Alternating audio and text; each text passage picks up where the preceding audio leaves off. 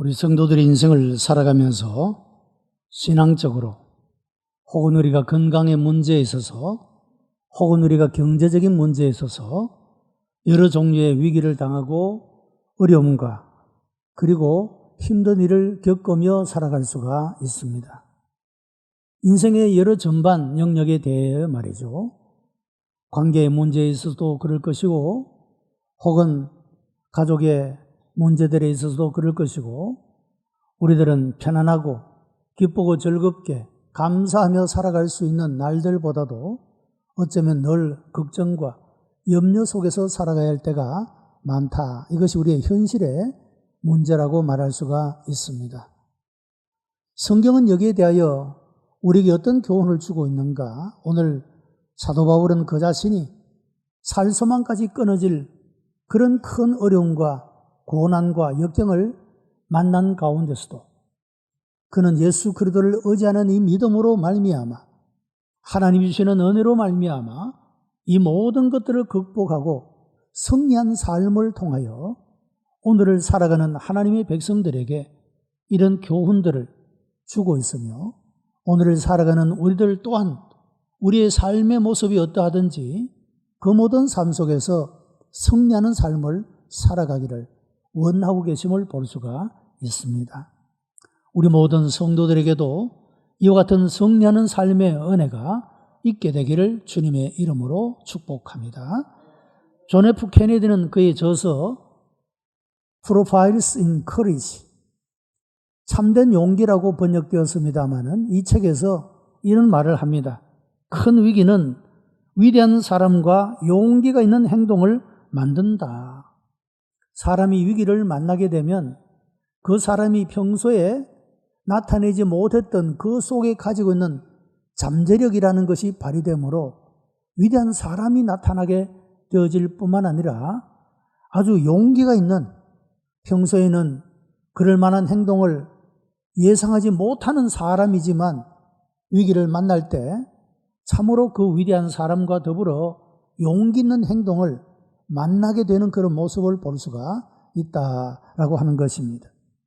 이렇게 위기는 사람을 만들기도 하고 사람의 됨됨이를 드러내 보이기도 한다라고 하는 것입니다. 우리 인생의 여정에서 겪는 이런 역경들을 어떻게 대처하는가, 어떤 태도로 우리가 그것을 맞이하는가, 이것은 우리가 어떤 성품을 가지고 있느냐에 따라서 달라진다 말할 수가 있습니다. 다시 말하면 우리가 내적으로 가지고 있는 이런 신앙의 상태에 따라서 그 삶을 대하는 태도가 달라지고 결국에 그 결과가 달라지는 것으로 나타나게 된다라고 하는 것입니다. 바울은 사적인 편지를 통하여 자기의 마음을 열어 자신이 체험했던 고난들을 보여주고 있습니다. 계획을 변경하고 약속을 지키지 못한 것으로 인하여 고린도 교회 교인들에게 큰 비난을 받게 되어졌습니다. 사람들에게서 오해를 받게 되면 그 마음의 상처가 깊어지는 것을 볼 수가 있는데 뿐만 아니라 사도 바울은 그 자신의 사도적인 권위에 대해서조차도 고린도 교회 교인들은 의문을 제기하게 되었다라고 하는 것입니다. 이 고린도 교회는 부패하고 타락한 모습을 가지고 있었기 때문에 그 고린도 교회 안에는 징계를 받아야 할 필요가 있는 사람도 있었고 또 그런 사람들을 징계하지 아니할 수 없는 아픈 마음이 바울에게 있었다라고 하는 것입니다. 더구나 아시아에서 그가 당했던 고난은 살 소망까지 끊어질 정도가 되었다라고 그렇게 고백하는 모습을 보게 되는 것입니다. 그런데 이와 같은 상황 가운데서도 낙심하지 않고 절망하거나 포기하지 않고 여전히 소망을 가질 수 있었던 이유가 무엇이냐 하는 것입니다. 어려운 가운데서 바울은 위기를 극복하고 오늘날의 하나님의 백성들에게 승리를 체험하는 데 유익한 교훈을 주고 있다라고 하는 것입니다. 바울은 그 자신이 겪었던 어려움이 오히려 그 자신을 위대하게 만들고 있는 모습을 통하여 오늘 우리들도 우리들에게 이 모든 것들을 극복하게 하는 힘이 어디로부터 오는 것인지 어떤 삶의 태도로부터 오는 것인지를 깨닫고 우리 모두에게도 이런 승리의 놀라운 역사가 있게 되기를 바랍니다. 첫 번째, 이 사도 바울은 그 자신이 깨끗한 양심을 가졌다, 그렇게 말하고 있습니다. 양심이라는 말은 컨션스, 함께 느낀다, 함께 본다, 함께 감각한다, 그런 의미를 담고 있는 말이 되어집니다. 옳은 것을 행할 때 칭찬하고 그런 것을 행할 때는 책망하는 이런 내적인 능력을 말하고 있는 것입니다. 그런데 사람이 그 마음의 양심이 더러워지면, 양심이 화인을 맞게 되면 이런 옳고 그런 것을 분별하는 분별력을 상실해버리고 만다라고 하는 것입니다. 바울은 자신의 서신들에서 양심이라는 단어를 23번이나 인용하고 있는 모습을 보게 됩니다. 사도행전 24장 16절에서는 이것을 인하여 나도 하나님과 사람을 대하여 항상 양심에 거리낌이 없기를 힘쓰노라고 말씀을 했습니다. 하나님을 대하든지 사람을 대하든지 그 양심에 거리낌이 없는 그 삶을 향하여 힘쓰고 있다, 이렇게 표현하고 있는 것입니다. 선한 양심을 가진 사람은 겉과 속이 다르지 않습니다. 그에게는 성실과 정직함이 있다, 그런 말입니다. 이런 물론 사람이기 때문에 우리가 완전하지 못합니다. 부족함도 있고 연약함도 가지고 살아갑니다. 그러나 우리의 부족함이, 우리의 연약함이 나타날 때 그것을 정직하게 대면한다, 그런 말씀이죠. 이런 사람은 깨끗한 양심을 가졌기 때문에 그렇습니다. 구태여 변명하거나 구태여 핑계를 대거나 그렇게 해서 자기 자신을 감추려고 하는 것이 아니라 자기의 연약함과 부족함과 잘못됨을 정직하게 대면하고 고백할 줄 아는 사람이 바로 깨끗한 양심을 가진 사람이라, 하나님은 이런 사람을 받으시고 이런 사람을 기억하시고 이런 사람들에게 은혜로 역사해 주시는 줄로 믿습니다. 바울은 하나님과 사람 앞에서 내 양심에 거리낌이 없이 행하기를 힘썼다, 그렇게 말씀을 하고 있습니다. 자, 바울이 이렇게 양심적인 사람임에도 불구하고 그는 왜 고린도교회 교인들로 인하여 그들을 통하여 비난을 받게 되었는가 하는 것입니다. 그것은 바울이 겨울 동안에는 내가 이 고린도에 머물러 되겠다, 그렇게 작정을 하고 약속을 했는데 그에게 사정이 생겨서 고린도를 떠날 수밖에 없었던 그런 사정이 생기게 되었고, 그래서 계획을 변경하고 약속을 지키지 못하게 되었다라고 하는 것입니다. 물론 이런 사정들을 충분히 고린도교회 교인들에게 설명을 했음에도 불구하고 고린도교회 교인들은 이런 바울의 행동에 대하여 비난을 퍼부었다라고 하는 것입니다. 여러분, 깨끗한 양심을 가진 사람은 누군가가 어떤 사정이 생겨서 피치 못할 계획을 변경해야 하고 약속을 지키지 못할 일이 생겼다면, 사람이 살아가면 그런 일도 생길 수가 있지, 그럴 수도 있지. 여러분, 이렇게 대하는 것이 깨끗한 양심을 가진 사람들의 삶의 모습입니다. 그런데 이 고린도교회 교인들 중에는 바울이 이렇게 그 자신의 상황을 그들에게 알려주고 계획된 변경을 이야기했음에도 불구하고 여전히 비난하고 있는 것은 이 바울을 향한 그들의 마음속에는 대적하고자 하는 마음밖에 없었기 때문이라고 하는 것입니다. 여러분, 반대하는 사람은 무조건 반대합니다. 어떤 조건이 충족되어서 반대하는 것이 아니라 무조건 싫어하고 무조건 미워하고 무조건 거부하고 반대하는 그런 성향을 가지고 있는 그런 모습을 볼 수가 있다라고 하는 것입니다. 이런 삶의 태도는 분명히 잘못된 것입니다. 내 자신의 양심이 깨끗이 못하고 더러워졌기 때문에 다른 사람들을 대하여 이렇게 관용적이지 못하고 있는 그대로를 받아들일 들을 수 없는 그런 마음을 가지게 되었다라고 하는 것입니다. 하나님의 백성들 사이에서도 오해가 생기면 풀기 어려운 지경에 빠지는 모습을 볼 수가 있습니다. 한 가지의 오해가 또 다른 오해를 불러일으키기 때문입니다. 일단 정직을 의심하고 불신하기 시작하면 온통 불신으로 가득 차게 되는 것입니다. 이것은 참으로 자신에게 불행한 일이라 할 수가 있습니다. 바울은 고소자들이 무엇이라고 말하든 스스로 깨끗한 양심을 가지고 있었기 때문에 결코 그 말로 인하여 흔들리지 않았습니다. 깨끗한 양심을 가지고 있으면 재림의 소망을 가지고 살아가게 됩니다. 내가 언제 하나님의 부름을 받아도 나를 심판하시는 그 하나님 앞에 내가 깨끗한 양심을 가지고 있으니 두려움이 없이 하나님 앞에 설 수가 있기 때문에 항상 재림의 소망을 가지고 살아가는 그런 삶을 살아가게 된다는 것입니다. 지금은 비록 사람들에게 비난을 받고 오해를 받고 있지만 그날에는 이 모든 것들이 풀리게 되고 영광에 이르게 할 것이기 때문에 이런 소망을 가지고 살아가게 된다는 것입니다. 뿐만 아니라 하나님의 뜻에 대하여 진지해지는 그런 모습을 볼 수가 있습니다.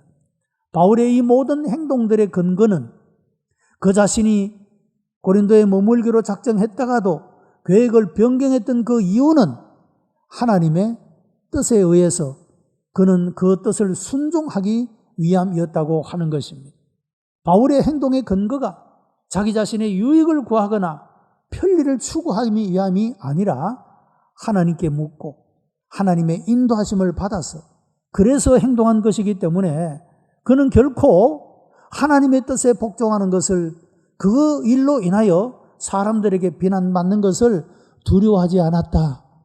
그 일로 인해서 그는 하나님의 뜻에 대하여 진지하게 복종하고 응답하는 이런 삶을 살 수가 있었다 말하고 있는 것입니다. 뿐만 아니라 그는 예수 그리스도께 영광을 돌립니다. 여러분, 우리의 삶이 하나님의 영광을 드러내는 삶을 살아간다고 말하면서 어떻게 다른 사람을 속이는 일을 할 수가 있겠습니까? 하나님의 영광을 드러내는 예수 그리스도의 이름을 자랑하는 이런 삶을 살아가게 된다라고 하는 것입니다. 고린도후서 1장 20절에 하나님의 약속은 얼마든지 그리스도 안에서 예가 되니 그런즉 그로 말미암아 우리가 아멘하여 하나님께 영광을 돌리게 되느니라, 그렇게 말씀을 합니다. 저도 가끔 방송 설교, 다른 목사님들의 설교를 들어볼 때가 있습니다. 보면은 설교에 대해서 교회들마다 반응하는 것들이 다 각각 다른 것 같습니다.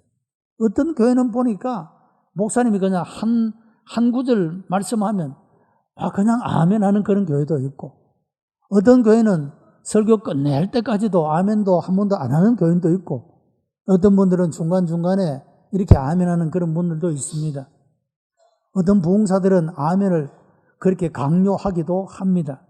자, 그런데 성경이 말하고 있는 아멘 응답의 교훈이 무엇이냐 하는 것입니다.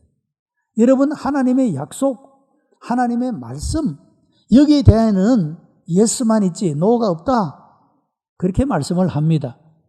하나님의 약속, 하나님의 말씀에 대해서는 말이죠. 그리고 이 하나님의 약속과 하나님의 말씀이 나의 삶에 나의 것으로 주어지는 사람들은 어떤 사람에게 이 약속이 그에게 주어지는 것인가? 아멘으로 하나님께 영광을 돌리는 사람, 이런 사람에게 하나님의 약속한 것, 하나님의 말씀이 그에게 현실로, 삶으로, 구체적인 삶으로 나타나게 된다라고 말씀하고 있다는 것입니다. 그래서 여러분, 하나님의 약속, 하나님의 말씀에 대하여는 우리가 아멘으로 응답하는 것이 마땅하다, 그런 말이죠. 어떤 분들은 아멘이라는 말을 하기가 쑥스러운 분도 있습니다. 성격적으로 그런 분이 있습니다. 뭔가 내 자신의 무엇이든지 그것을 나타내는 그것이 익숙하지 않은 사람들이 있습니다. 우리가 찬양을 할 때 손을 들고 찬양합시다 할 때도 손이 잘 쉽게 안 올라가는 분들이 있습니다. 뭔가 나의 어떤 것들을 누군가에게 이렇게 나타내는 것을 두려워하는, 그렇게 익숙하지 않는 그런 분들은 아멘하는 것도 그렇게 잘 나오지 않는 것을 볼 수가 있죠. 그러나 어쨌든 성경이 주는 교훈은 하나님의 약속이 선포되고 하나님의 말씀이 선포될 때 성도들은 어떤 응답으로, 아멘의 응답으로 하나님께 영광을 돌리게 된다. 하나님의 영광이 내 삶에 나타나는 이런 삶을 살아가게 된다라고 말씀하고 있기 때문에 하나님의 약속에 대하여, 하나님의 말씀에 대하여는 우리가 아멘으로 하나님 앞에 영광을 올려드릴 수 있게 되기를 바랍니다. 선한 양심으로 인해 누릴 수 있는 복은 하나님의 사람을 대하여 두려움이 없다라고 하는 것입니다. 그리고 하나님의 말씀을 따라 주신 약속들을 나의 것으로 주장할 수 있다. 이것이 바로 깨끗한 양심, 선한 양심을 가진 사람들이 하나님 앞에서나 사람들 앞에서 두려움이 없이 살아갈 수 있는 그런 삶을 살게 된다라고 말씀을 합니다. 뿐만 아니라 성령님과 깊은 그런 교제를 가지게 된다라고 하는 것입니다. 성령님은 우리를 견고케 하십니다. 성령님은 우리를 인치신다라고 말씀을 하고 있습니다. 여러분, 인친다고 하는 것은 소유에 대한 인정을 말하고, 그리고 내 소유를 내가 보호하겠다고 하는 그런 의미를 담고 있습니다. 여러분, 옛날에 서부 개척시대 이런 영화들을 보면 말이죠, 목장에 많은 그 목축을 하고 있지 않습니까? 그런데 다 그 얼굴 그 짐승의 모양들이 다 같으니까 누가 누구의 것인지 알 수가 없지 않습니까? 그래서 쇠 덩어리를 달구어서 인을 칩니다. K 목장에 소면 K라는 이니셜을 귓잔등에다가 그렇게 인치게 되죠. L 목장의 사람은 L이라는 이니셜을 그렇게 인을 치게 되는 겁니다. 그래서 이 소가 누구의 것이냐, 그것을 보게 될 때 인이 누구의 것이냐를 따라서 누구의 소유다 이렇게 판정을 하게 되는 것이죠. 여러분, 성령께서 우리를 인치셨다. 이것은 세상의 많은 사람들 가운데서 너는 나의 것이다, 나의 소유이다, 이것을 선포하고 있다는 것입니다. 그리고 단순히 나의 것으로 끝나는 것이 아니라 나의 소중한, 내가 사랑하는, 내가 인친 나의 소유이기 때문에 내가 그를 보호한다, 내가 그를 인도한다, 이런 의미도 함께 담고 있다는 것입니다. 예수 그리스도를 구주로 믿는 사람들은 성령님의 인치심을 받은 사람들인 줄 믿습니다. 하나님의 것이고 하나님의 보호와 하나님의 인도를 받는 삶이 되어진다라고 말씀하고 있는 것입니다. 사도 바울은 내주하시는 성령님으로 말미암아 그는 깨끗한 양심을 가질 수 있게 되었고, 그리고 진실로 하나님을 기쁘시게 하는 이런 삶을 통하여 사람들이 나를 오해하고 사람들이 나를 비난한다 할지라도 믿음과 그 하나님의 약속에서 주는 용기로 말미암아 얼마든지 이 모든 것들을 극복하고 승리하는 삶을 살아갈 수 있게 되었다라고 하는 것입니다. 성도 여러분, 우리들도 하나님의 약속을 믿고 하나님의 말씀을 믿는 이 믿음 안에서 깨끗한 양심을 가지고 하나님과 사람 앞에 거리낌 없이 행할 수 있는, 그러므로 우리의 모든 위기와 역경도 극복하며 승리할 수 있는 그런 우리 성도들이 되시기를 축복합니다. 두 번째는 긍휼히 여기는 마음입니다. 고린도 교회 교인 중 한 사람은 바울의 마음을 몹시도 아프게 했습니다. 바울은 이 문제를 처리하기 위해 고린도를 방문하기도 하였고 편지를 보내기도 했습니다. 이 바울은 다른 사람을 우선으로 생각했습니다. 그는 교회가 하나님의 말씀에 순종하여 다른 사람을 실족하게 하는 사람을 징계하며 그로 인하여 교회가 순결해지고 평화롭게 되기를 간절히 원했습니다. 바울은 누군가를 질책하는 것과 그를 해하는 것은 근본적으로 다르다 하는 것을 알고 있었습니다. 여러분, 하나님이 하시는 일은 사람을 세우고 살리는 일을 합니다. 그러나 사탄이 하는 일은 사람을 죽이고 무너뜨리는 일을 하는 것입니다. 여러분, 경책과 비난은 그런 의미에서 다른 것입니다. 비난이라고 하는 것은 그 비난을 통하여 사람의 명예를 무너뜨리고 사람의 마음의 용기를 꺾어버리는, 그래서 사람으로 하여금 무너지게 만들고 멸망하게 만드는 것이 비난의 목적입니다. 경책은 그런 것이 아닙니다. 그로 하여금 잘못을 깨닫고 멸망의 길에서 회개하고 돌아서서 구원 얻는 길을 걸어가도록 하기 위한 것이 경책의 목적이라고 하는 것입니다. 우리 성도들이 서로를 경책할 수 있어야 합니다. 왜냐하면 우리는 완전한 사람이 아니기 때문에 그렇습니다. 남편은 아내를, 아내는 남편을 여러분 경책하며 살아야 합니다.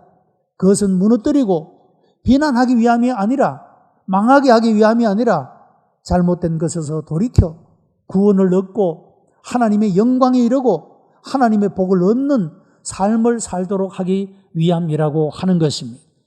여러분, 그런 의미에서 누군가 나에게 충고를 하고 누군가 나에게 책망을 한다면 고마워할 수 있어야 합니다.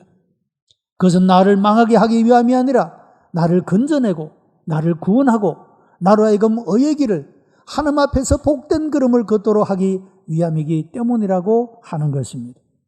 바울은 이와 같이 다른 사람을 우선적으로 생각하는, 긍휼히 여기는 그런 마음을 가졌다라고 하는 것입니다. 또한 그는 다른 사람이 성장하도록 도왔습니다. 바울은 그를 반대하고 성도들을 이간시키는 사람들의 이름을 언급하지 않았습니다. 여러분, 그렇게 한 이유가 무엇입니까? 이 사람도 언젠가 하나님의 말씀을 받고 회개하고 하나님께로 돌이킨 날이 올 것이라고 믿기 때문에, 그래서 그 사람의 이름을 공개하지 않았다라고 하는 겁니다. 사람이 무언가를 잘못할 때 여러분 그 이름을 공개해버리면 모든 사람들이 다 알 것이 아닙니까? 돌아오기가 얼마나 힘들겠습니까? 그 마음의 부끄러움 때문에 다시 나타나기가 얼마나 어렵겠습니까? 그래서 사도 바울은 그들의 이름을 언급하지 않았다. 이와 같이 다른 사람을 깊이 생각하고 그에게 새로운 기회가 막히지 않도록 하기 위하여 애썼던 그런 모습을 볼 수가 있다라고 하는 것입니다. 참다운 징계는 이와 같이 사랑의 증거이다, 그렇게 말할 수가 있는 것입니다. 또한 바울은 용서하며 위로했습니다. 주님께로 돌아온 자는 용납해야 합니다. 첫째는 그 사람 자신을 위해서, 둘째는 주님을 위해서, 셋째는 교회를 위해서 우리가 그렇게 해야 한다라고 하는 것입니다. 저는 파송의 말씀에서 항상 예배는 하나님 앞에서 받아졌고 우리의 죄는 용서받았다라고 선포를 합니다. 하나님이 오늘 또 우리의 예배를 기쁘게 받으셨고 우리의 모든 고백된 죄는 용서받았습니다. 여러분, 우리가 이런 주님께 용납되어지는, 주님께 용서받은 자의 확신을 가지고 살아간다는 것, 이것은 지난날에 우리가 잘못된 걸음을 걸어왔고 연약한 순간이 있었다 할지라도 이 모든 것들을 벗어버리고 새롭게 시작할 수 있는 용기가 되며 새롭게 살아갈 수 있는 그런 희망이 되어질 수가 있다라고 하는 것입니다. 여러분, 오늘 또 우리의 죄는 용서되고 우리의 모든 연약한 삶도 주님께 용납되어졌음을 믿으시기를 바랍니다. 이런 용기를 가지고, 이런 담대함을 가지고, 이런 소망을 가지고 또 한 주간을 하나님 앞에 순종하면서 어떠하든지 하나님과 사람 앞에 내 깨끗한 양심을 지키며 내 믿음을 지키며 살아가는 이런 삶의 용기를 우리가 이런 확신을 통하여 얻을 수 있게 된다라고 하는 것입니다. 바울은 이와 같이 사람을 긍휼히 여기는 마음, 이런 마음이 있었기 때문에 그 자신을 향하여 쏟아지는 모든 비난도 감수하고 그것 때문에 용기를 잃거나 좌절하거나 그가 포기하지 않고 승리할 수 있었다, 그렇게 말씀하고 있습니다. 세 번째는 그로 하여금 승리하게 하는 믿음이었습니다.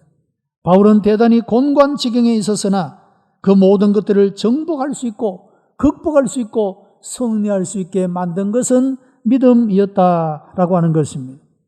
그는 하나님께서 자신을 인도해 주심을 믿었습니다. 형편이 평안하지 못해도 하나님께서 그 모든 상황을 주관하고 계심을 확신했다라고 하는 것입니다. 여러분, 하나님을 사랑하는 사람은 어떤 상황에서도 걱정하거나 염려할 필요가 없습니다. 왜냐하면 하나님은 모든 것들이 합력하여 선을 이루시는 분이시기 때문에 그렇습니다. 이것은 하나님의 약속입니다. 하나님의 말씀입니다.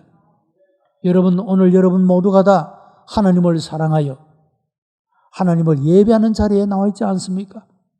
우리가 어떤 형편에 뒀어도 우리는 낙심해서 안 됩니다. 걱정하거나 염려해서도 안 됩니다. 왜냐하면 하나님이 우리를 사랑하시기 때문입니다. 우리를 사랑하시는 하나님은 우리의 모든 삶의 그 형편들이 합력하여 우리에게 유익한 것이 되고 선이 되고 좋은 것이 되도록 역사해 주시는 분이시기 때문입니다. 또한 바울은 하나님께서 승리하도록 인도하신다는 사실을 확신했습니다. 로마에서는 전쟁에서 승리한 게선 장군에게 승리의 행진을 하게 했습니다. 이 행진에는 포로들과 전리품들을 사열하고 사제들은 피어오르는 향을 승리한 장군에게 바치기 위해 뒤를 따릅니다. 승리한 장군의 아들들은 아버지가 탄 전차의 뒤를 따르며 승리의 기쁨을 함께 나눈 모습을 볼 수가 있습니다. 여러분, 하나님은 우리의 아버지십니다. 우리의 하나님께서 사탄을 승리하신, 사탄을 제어하시고 우리에게 주시는 그 모든 영광은 자녀이신 우리들이 함께 나누도록 역사해 주시는 분이시라, 그런 말입니다. 그래서 이 바울은 낙심과 오해에도 불구하고 바울은 승리하는 삶을 살아갈 수가 있었다. 로마서 8장 37절에 우리를 사랑하시는 이로 말미암아 우리가 넉넉히 이기느니라고 고백을 하고 있습니다. 여러분, 우리가 하나님이 나를 사랑하는 자임을 확신할 수 있게 되기를 바랍니다. 이런 믿음이 우리로 하여금 우리의 삶으로 우리의 모든 환경을 극복하고 이기게 만들어 주었기 때문이라고 하는 것입니다. 우리가 이 믿음으로 말미암아 항상 승리하는 이런 삶을 통하여 우리의 삶에 하나님의 영광이 나타나고 우리의 삶을 통하여 하나님의 영광이 드러나는 이런 아름다운 열매가 가득한 이런 복된 삶을 살아가는 우리 성도들이 다 되시기를 주님의 이름으로 축복합니다. 기도하십시다. 은혜가 풍성한 하나님, 감사와 찬송과 영광을 하나님 앞에 올려드립니다. 오늘도 하나님의 말씀을 듣고 아멘으로 응답하며 하나님의 말씀에 순종하고 그 말씀 안에 살아가기 원하는 시민들 가운데 성령께서 감동하시고 역사해 주시기를 원하옵나이다. 그래서 오늘에 있는 우리의 모든 삶의 역경들도 극복하며 이겨나갈 수 있도록 도와주시옵시고 예방하며 하나님의 인도하심과 보호하심의 은총 속에 살아가는 하나님의 사람들이 다 되게 역사해 주시옵소서. 감사하며 예수님 이름으로 기도드리옵나이다. 아멘.